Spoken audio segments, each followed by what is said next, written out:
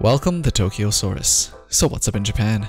There's a big poll recently done by Wall Street Journal tech reporter Takashi Mochizuki on Twitter that asked the Japanese masses which RPG they felt best represented Japan. Obviously, we are talking about RPGs that are developed in Japan, and the results are quite interesting because there wasn't just one poll. There's another poll posted in English that asked his Western followers the same question, and the results were quite drastically different.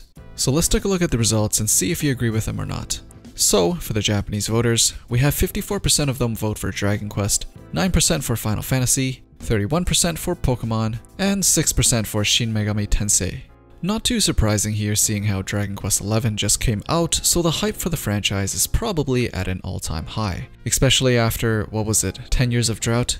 If Pokemon on the Switch just came out, this would probably tip in their favor instead. Final Fantasy being only at 10% is a little bit lower than I'd expected, but with the recent Final Fantasy 15 having pretty westernized gameplay with the open world and all, I can see why. Japanese fans just don't resonate that well with open world it seems, which you'll also see a prime example of a little later on. Shin Megami Tensei is hitting it pretty close to Final Fantasy at 6%, so that's gotta be a pretty happy moment for Atlus there. Or is it?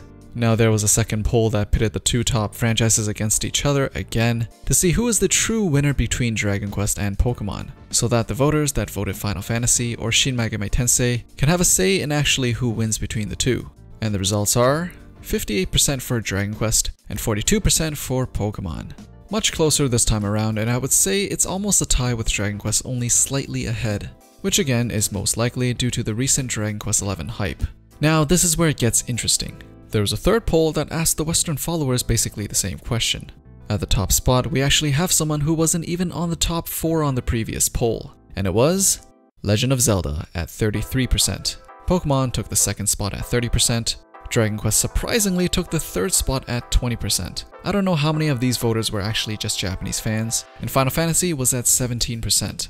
I'm pretty sure Final Fantasy has a much bigger fan base than Dragon Quest in the West, so it's a little suspicious to see Dragon Quest not only in the same league as Final Fantasy, but higher than it. Pokemon was a no-brainer, but Legend of Zelda, how could we forget Legend of Zelda? The recent Zelda release with Breath of the Wild on the Nintendo Switch gave the Zelda series a fresh take by utilizing an open world for exploration, which resonated so well with the fans that it actually sold more copies than there were Switches.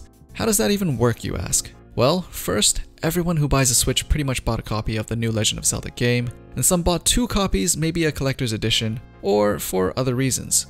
102% attach rate is nothing to scoff at. It's pretty much unheard of, and after playing through the entire Breath of the Wild, I can see why it really deserves the praise and its achievements. I see no other game coming even close to winning Game of the Year for 2017, and I don't think anyone that played the game would disagree. So why is it not even on the list from Japanese fans? So, it's not that Japanese fans don't like it, they just don't think it's a JRPG.